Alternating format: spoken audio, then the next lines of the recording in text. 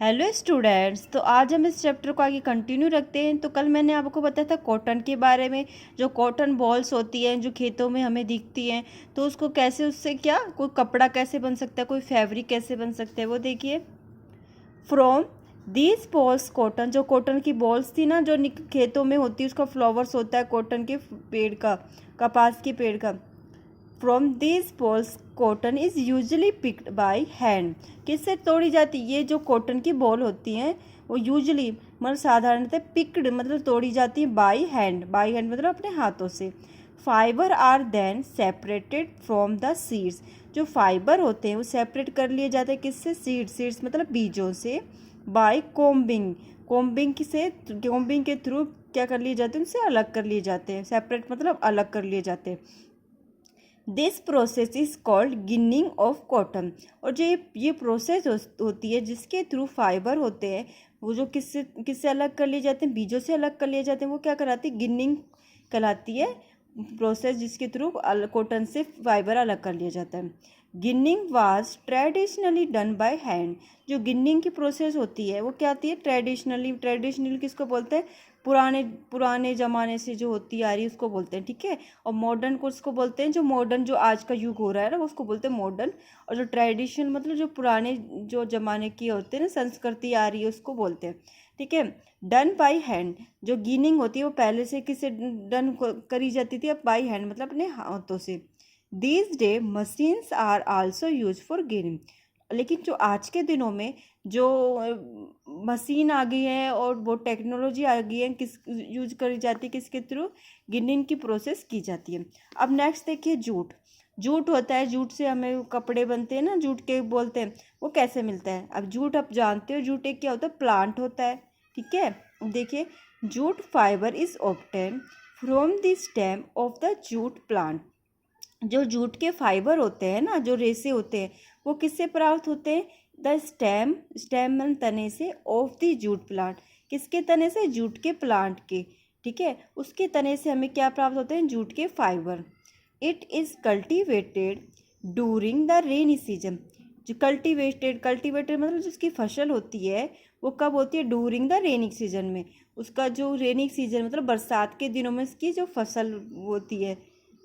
In India jute is mainly grown in West Bengal.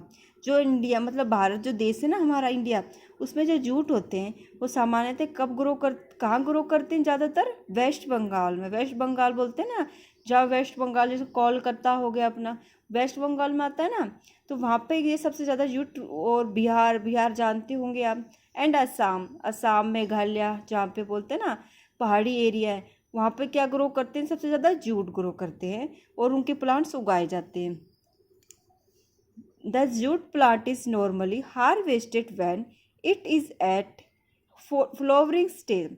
जो jute के plant होते हैं वो सामान्यतः हार्वेस्टिंग मतलब कटाई करना उसकी, जैसे कि अपनी जो फसलें होते हैं उसको हार्वेस्टेड प्रोसेस थ्रू होती है, उसके थ्रू हमको क्या मिलता है? अनाज मिलता है। मतलब जैसे लास्ट स्टेज होती है फसलों की, जिसके बाद हम क्या करते हैं? उसकी कटाई करते हैं ना, जैसे कि किस सीजन में कि जब अपनी फसल पक गई हो, अपने गेहूँ पक जाते हैं तो क्या करते हैं? इनको काटते हैं ना, तो वो प्रोसेस क्या कहलाती है? उसको बोलते हैं इंग्लिश में हार्वेस्टेड, ठीक है।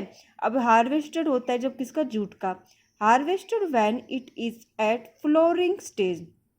मतलब कैसी स्टेज होती है? Flowering stage. कब की जाती है? जब उसके फ्लावर उगते हों किसके? जूट के। The stem of the harvested plant are immersed in water for a few days. जो स्टेम होती है, जो तना होता है किसका?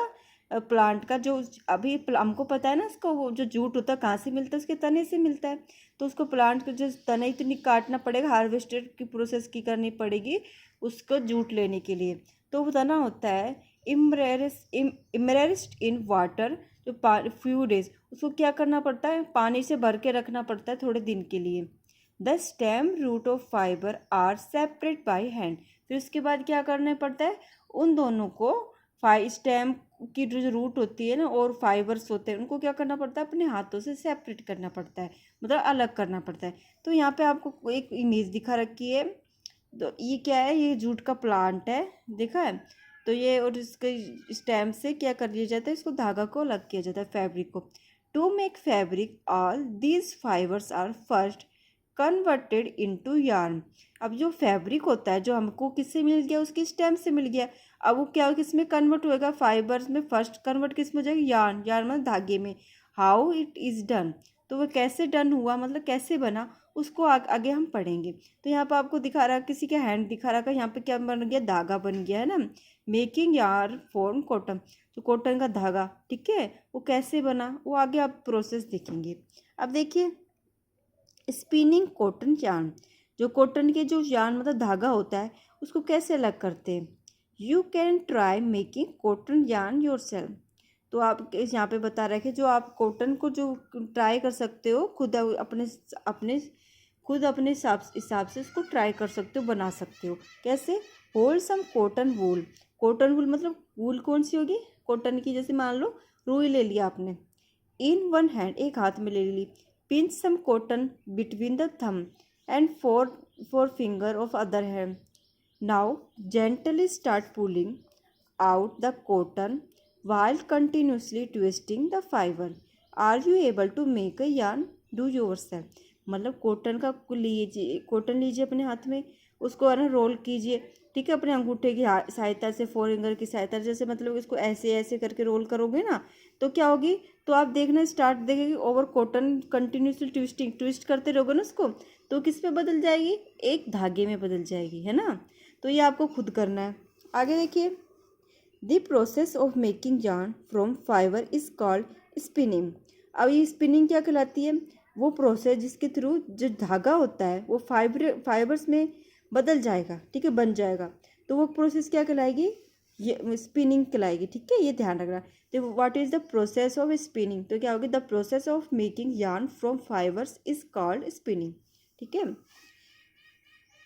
In the process fibre from a mass of cotton wool and drawn out and twisted, तो इसमें क्या कर जाता है, इस प्रोसेस में जो कॉटन वूल होती है ना उसको क्या कर जाता है, ट्विस्ट किया जाता है, ठीक है, जो अभी बता रहा था आपको process.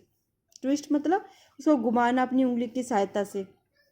This bring the fibres, तो ये क्या लिखा था, फाइबर्स, फाइबर्स मतलब धागा बना देता है, fibres together to from a yarn, किसको साथ पास ले आता है, किसके धागों को। A simple device use for spinning is a hand spindle, जो सिंपल डिवाइस होती है ना, मतलब साधारण जो यंत्र होता है कुछ जो जिसके थ्रू हमको बना दिया जाता है, किस पे कन्वर्ट कर दिया जाता है, फैब्रिक्स में।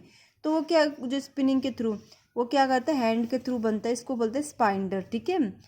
आल्सो कॉल्ड टकली, ठीक है, another hand operated device use for spinner spinning is चरखा।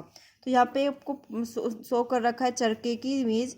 तो गांधी जी होते थे जो हमको क्या, उन्होंने चरखा का यूज करते थे, तो वो क्या कहते थे, स्वदेशी अपनाइए। क्यों कहते थे, क्योंकि अपना जो कपड़ा है ना खुद बनाइए और उसको वो अपनाइए, ठीक है। बाहर के जो कपड़े होते हैं जो खरीद के लाते हो उसको मत पहनिए, जो आपको बाहर से जो प्रोडक्ट दे रहे हैं किसी अदर अदर उसके कंट्री के, तो उसको मत करिए, स्वदेशी अपनाए, मतलब खुद चरखे को यूज करिए और अपना धागा खुद बनाइए और अपना कपड़े का विकास खुद कीजिए, ठीक है। तो इससे क्या में होता है, तो उसके उसमें वो इस चीज़ को यूज करते थे चरखे को। तो यहाँ पे धागे को कैसे कर रहे हैं, लंबा कर रहे हैं, उसको रोल कर करके ट्विस्टेड कर करके जो कॉटन के, तो इससे लंबा धागा हो जाएगा, लंबा से वो क्या हो जाएगा, बहुत सारे इकट्ठा हो जाएगा, उस धागे से क्या बनाया जाएगा, कपड़ा बनाया जाएगा। तो देखिए use of charkha was popularised by Mahatma Gandhi, देखो महात्मा गांधी है, as part of independence momentum, जो अपने आज़ादी के मोमेंट थे ना, आज़ादी कब हुई थी हमारा देश, 15 अगस्त को हुआ था ना। तो 15 अगस्त से उस टाइम से क्या है, 1997 से ही क्या था, पॉपुलर मतलब बहुत पॉपुलर था चरखा की जो प्रोसेस होती है ना, जिसके थ्रू यार्न बनाया जाता है, धागा बनाया जाता है। encourage people to wear cloth made homespun yarn and some important cloth made the meals of Britisham। तो ये क्या था, इनकरेज कर रहा मतलब उसको बढ़ावा दे रहा है लोगों को, टू वियर क्लोथ मतलब कपड़े पहनने को, मेड होम स्पन मतलब अपने हाथों से बनाए हुए, घर के बनाए हुए कपड़े पहनने के लिए। क्योंकि उस टाइम जब अंग्रेजों का वो था ना रूल चलते थे अंग्रेज़ों का, जो अंग्रेज़ों की हम गुलाम थे ना, तो उस टाइम जो अंग्रेज़ों के ब्रिटिशियन कंपनी चलती थी, जो कंपनी मिल्स चलती थी, जिसके थ्रू हमको कपड़े वो पहनने पड़ते थे, कैसे खरीद के, और बाहर के जो ब्रिटिशियन के। तो उस गांधी जी ने ये रूल चलाया कि जो होममेड, हम खुद के हाथों से बना हुआ कपड़ा भी पहन सकते हैं, किसके थ्रू, चरखे के थ्रू। ठीक है। तो उन्होंने ब्रिटिशियन के, अंग्रेजों के जो बाहर की जो चीज़ें थी उनका क्या किया, विरोध किया। Spinning of yarn on a large scale is done with the help of spinning machine. जो स्पिनिंग की जाती है किसी धागे की, वो भी बड़ी संख्या में, वो किसकी सहायता से किया जाता है, स्पिनिंग मशीन की सहायता से की जाती है। After spinning yarn are use for making fibre. और उसके बाद क्या है, स्पिनिंग yarn होता है ना, जो धागा बन गया, उसको किस में यूज किया जाता है, फैब्रिक में, उसको बना दिया जाता है फैब्रिक में। ठीक है। तो उसके बारे में हम कल पढ़ेंगे, यार्न टू फैब्रिक। जो यार्न मतलब धागे से फैब्रिक कैसे बन जाती है, उसके बारे में मैं कल बताऊंगी आपको। तो आपका ये होमवर्क है, तो इसको रीड कर लेना एक बार, और ठीक है, और इसको समझ लेना इसमें क्या क्या बता रखा है। Thank you.